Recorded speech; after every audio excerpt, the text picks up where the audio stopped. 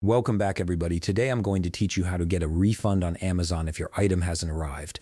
This is a straightforward process that can save you from losing money on packages that never showed up, so let's walk through it step by step. If you want to streamline your workflow and save money on subscriptions, check out the link in my description. First, open your web browser and navigate to Amazon.com.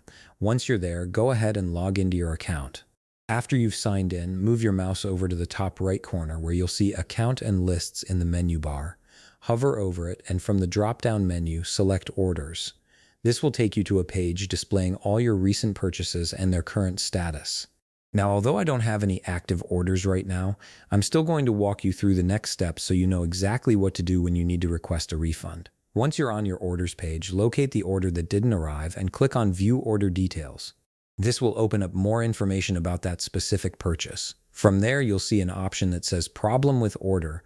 Click on that button to begin the refund process. Amazon will then present you with several options to describe what went wrong. In this case, you'll want to select Package Didn't Arrive or Item Not Received, depending on how Amazon phrases it at the time.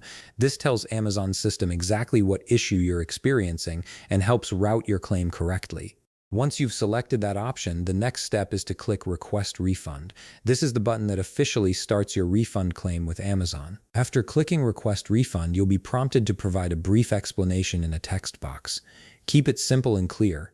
Type something like, "I did not receive the package." You don't need to write a long essay here, just a straightforward statement about what happened.